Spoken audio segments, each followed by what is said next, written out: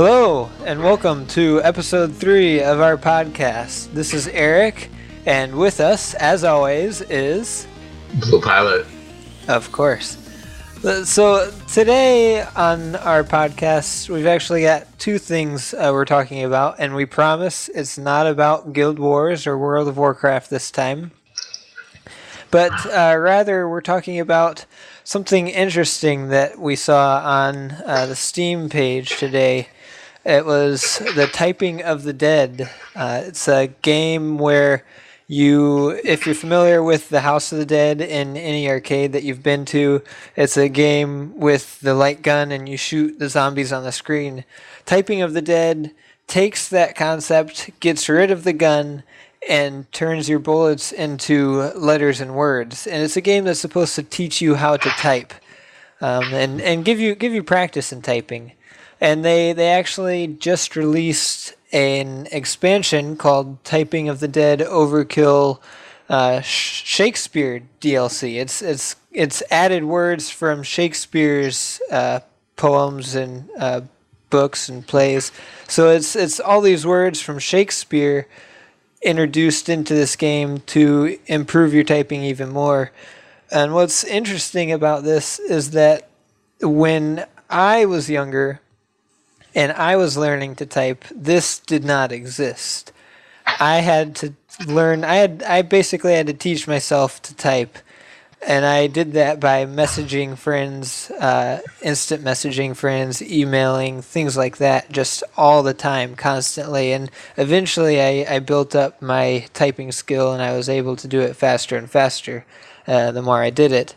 So my question for you, Blue Pilot, is... do you think Typing of the Dead Overkill is literally overkill? I mean, I know it's in the name, but do you think that it's too much? Do you think that kids nowadays do not want to learn to type to the point that we have to give them some sort of form of entertainment to get them to type? I don't think so. I think they probably will learn the same way we did, which is just, getting to a computer and using a keyboard.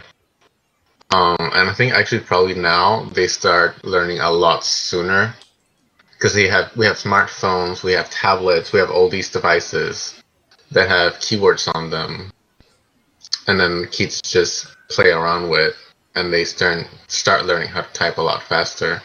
When I was younger too, we didn't have this game, but I remember in my computer class we had a very simple game where it was like this one guy was just running towards the left of the screen, I think, and you were trying to push him back by typing the words that would appear on the screen. So it was like a game. It was similar, but it definitely wasn't Typing of the Dead. But I think that's not how I eventually mastered typing, if you can call it that. It was just using the MSN chat back in the day. Actually, now that you mention it, I do remember in high school and middle school having a class with a little typing game, and it would measure our words per minute, our WPM, if you will. And I remember it was kind of like those Math Blaster games, for anybody that's old enough to remember Math Blaster, because I'm pretty sure every single school in everywhere had Math Blaster. And I remember we had something similar to that, but I still think I learned to type better on my own simply because I could do it all the time. Whereas in that short, 1 hour class period of playing that game, I could only learn so much, and I could only practice so much, I guess. Right. Yeah, I mean, it's really, you just learn by using it. I guess now this might work because you might be able to download this game on your computer, and not have to rely on Math Blaster on the high school's computer to do it. But I don't think it's a bad idea.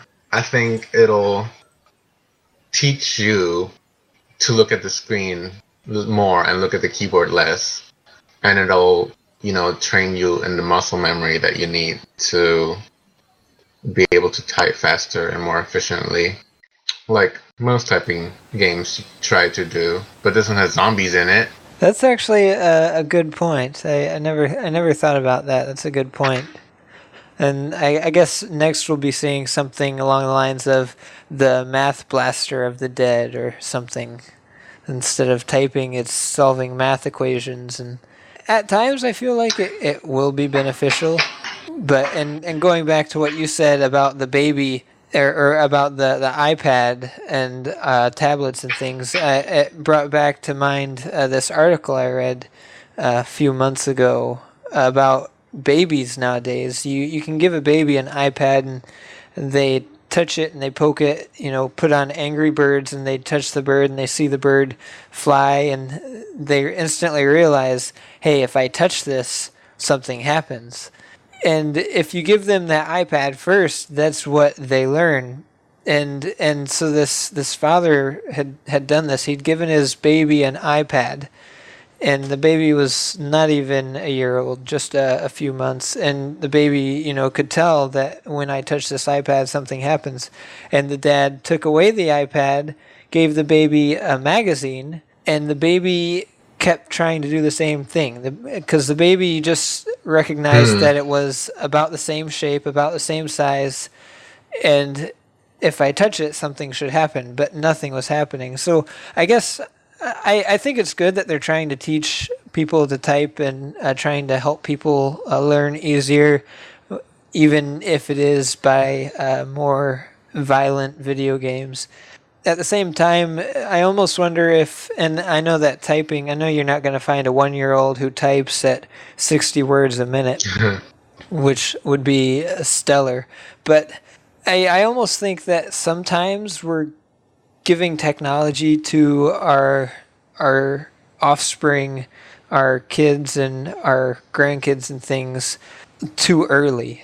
Because when I was growing up, and I know times have changed since when I was growing up, and even Sound before like old people now.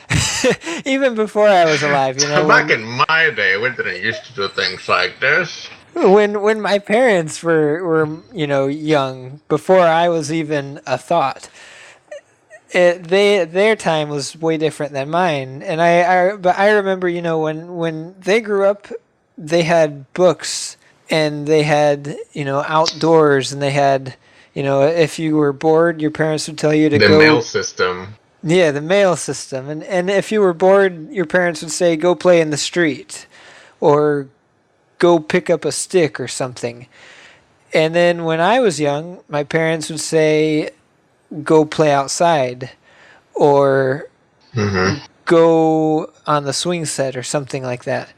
And now it almost feels like we're growing farther and farther away from that, to the point where if your kid is bored, then you don't know what to do because he's got all this technology, all this, the iPads, the computers, the video games, the TV, and I don't know if the TV counts because there's hardly anything good on nowadays, but I guess it's interesting to see that from so long ago, our parents could find entertainment in nothing, and nowadays it seems like kids are always looking for things to be interacted with, and they're constantly getting bored quickly. Well, now it's like, Mom, Dad, I'm bored. It's like, oh, here, try this new app. I just found it yesterday. But no, I agree. And it's good that they get to experiment and try out the new technology, because then they'll grow up with it in mind and they'll be able to adapt and adjust faster, especially because they change a lot. But I don't think it should get to the point where, like yesterday, I was walking around the mall and I saw this kid who wasn't even 10 years old. He must have been like 8 or 9, and he had his own phone. He had his own like iPhone. It wasn't his parents, it was his.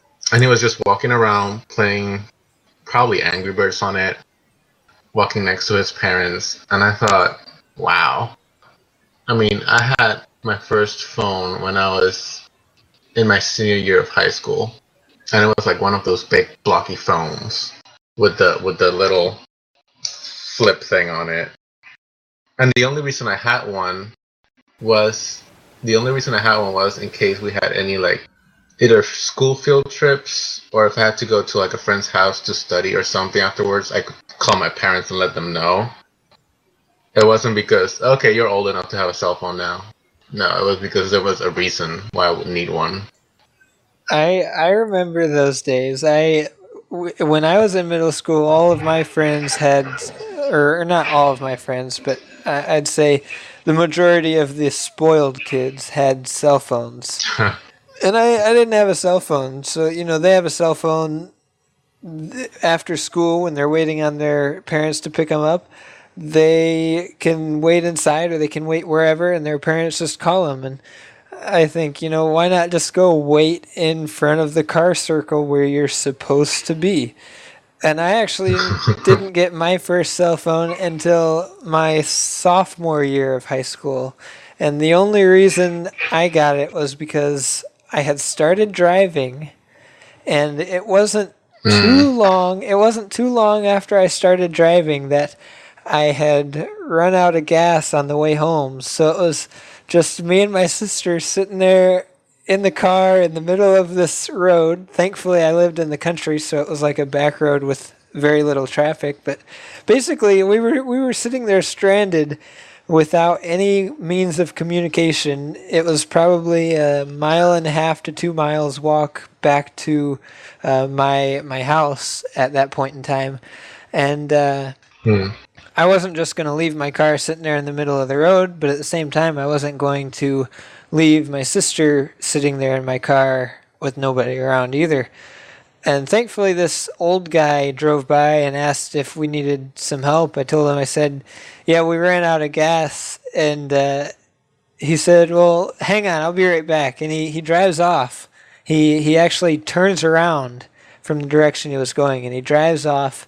And he comes back about, 10 minutes later, 5 to 10 minutes later, with a gallon of gas. And he says, you don't have to pay me. And I said, no, please, I want to. And all I had at the time in my wallet was $2, which isn't a lot. But I gave him my $2, and I said, thank you so much. And then he told me about his church, and he said, you should come visit sometime. And that was it. We were on our way. And so at that point in time, my parents were like, okay, maybe they should have cell phones for emergencies like this. And that was it. And my cell phone only had talk, no text. Oh, texting. What is that? In fact, I didn't get my first text messages until about a year later. And I only got 50 text messages a month, and that was not like 50 for me. That was 50 in total, outgoing and incoming. Yeah, I think that's how it went for me too. I got, because my first one couldn't even text. So the first time I got my phone changed, it was to a smaller one, and this one could text, and it was a year after that. So after I had graduated. But yeah, see, it's just back then, cell phones were a necessity. Now they're a commodity. And you know what's interesting too? I was thankful for that cell phone. I loved that cell phone. I thought it was so cool that I had a cell phone, even though it was like this crappy like brick cell phone. I mean, it got great reception, and I thought it was awesome. And it could outlast anything. It could. I only charged it about once every like 5 or 6 days. It was awesome. But and then now you've got kids, and if a new cell phone comes out, they want it immediately, and it almost seems like if it doesn't have talk and text and all these apps and games and things, then they don't and data. Want it. Yeah, exactly. I didn't have data until last year, until I moved here to Seattle. So all through college, it was just talk and text for me. Mostly because I was the one paying for it. See, that's the other thing. We have to pay for these things now. That's probably because we're grown-ups. Well, yeah. I mean, but yeah. When I went off to college, it was after my first year that my second year of school that I got a smartphone with data. And, before I got that smartphone, I was thinking, man, it'll be like another 8 or 10 years before I get a smartphone. These things are like super expensive. And now I've Yeah. got, I'm on my second smartphone. I've actually had this one for over 2 years now, and it's lasted me pretty well. But that first smartphone I got with data simply because I was going to be in a city that I wasn't completely familiar with. I was going to have my car with me, so it would be handy to just have it around if I ever needed directions or if I got stranded or something. But even then, Yeah. I mean, I didn't. I used it all the time, but I used it all the time for things that I found to be beneficial. I used it for directions. I used it for keeping track of things in my calendar and stuff like that. I didn't use it for games too much. My first smartphone actually couldn't even run Angry Birds, which is kind of hilarious. Like, what's the tone of a phone if you're Angry Birds? My phone actually came out about a year and a half before Angry Birds did, so... Wow. Wait, you mean to tell me there was a time before Angry Birds? I know, right? What did people play? Like Snake or Tetris? I played... What did I... I did have a game. I think I played... Actually, yeah, I think I did play Snake. Yeah, that was the game. That was the cell phone game. In the marble game, Back in the day. where you hold, because they all had accelerometers, and that was like the new cool thing. So you like play this game with this marble on the screen, and you like make it drop in the right hole. I remember that. Yeah. Good times. Oh man. So the other thing that I saw on Steam today is a new piece of news actually that they're introducing this new feature called Steam Reviews. It's basically a system where the customers, the players, all the people in the community of Steam will be able to go in and not just give the game a recommendation. Right now, you go onto Steam, you look at a game, and you see X number of people recommend it. So if we go to the main page of Steam here and look at Terraria there, Terraria's got to have some recommendations. No, okay, so actually... I guess you could be the first one to write one. Actually, okay, so I see what they've done. They've gotten rid of the recommendation system, and they've implemented this new review system. So if we go down to Terraria, for instance, then you scroll down, you see, instead of seeing the recommendations on the right-hand side, like 12,000 people recommend this product or however many like they used to have, now you've got helpful customer reviews down at the bottom of the screen, and you can... Oh, there it is. And I think that this is going to be really beneficial because, I mean, I could play a game for 5 minutes and recommend it, and that's another thumbs up in their count, and that's great and all, but just because, 12,000 people give it a thumbs up doesn't mean a single thing to me. With this new review system, it shows not only like whether you give it a thumbs up or a thumbs down, but it also shows how many people found the review helpful, like you can find on any website. It actually has a written review that the person has written. It has how many hours they've played in the last 2 weeks of that game, as well as how many hours they've played that game in total over the course of owning it. You can rate their system also as helpful or not helpful. And you can see how many different reviews they have, and I think that especially with that both the written reviews and the seeing how many hours they've actually played the game, I think is going to be a very, very big step forward in being able to help people purchase games that they would want to actually play. I think it also helps because it makes it a little bit of a popularity contest. Like, if it gets 1 million thumbs up, that might just be because it's really popular. And hopefully because it's good too.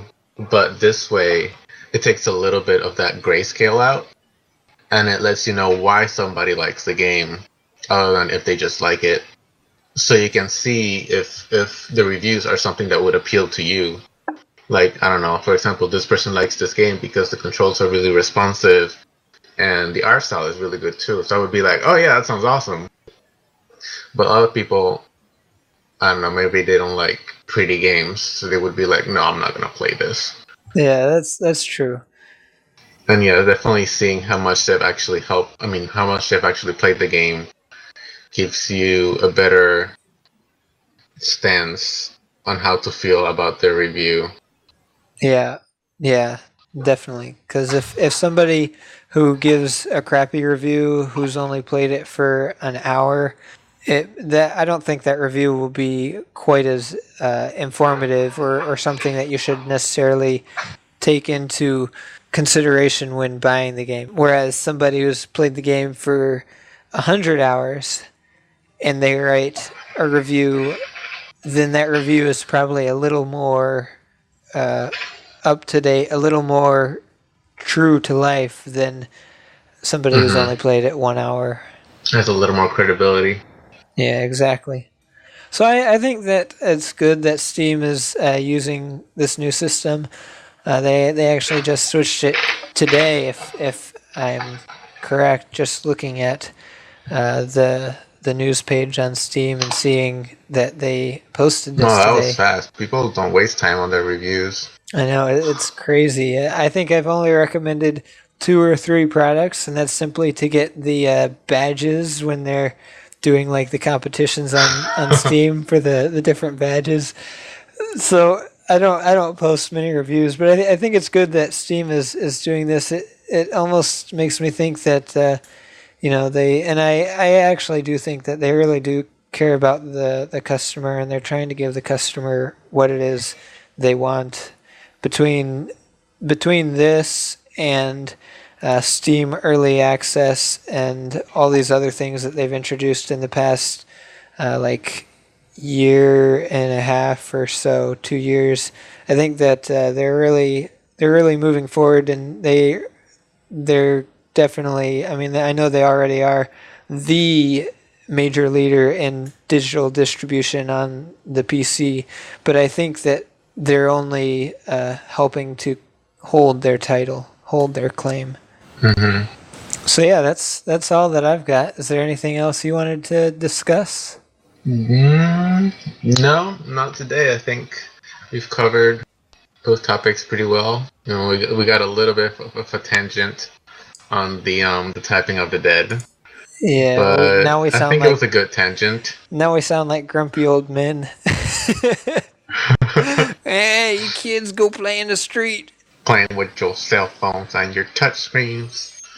Back in my day, we had Outside and Sega Genesis. Oh, Sega. How I miss you. Okay, well, that's been our episode 3 of our podcast. If you guys liked it, give it a thumbs up, that little thumbs up right below the video. If you guys have any thoughts, any questions, any comments, you want to hear us discuss something in the next podcast, let us know in the comments.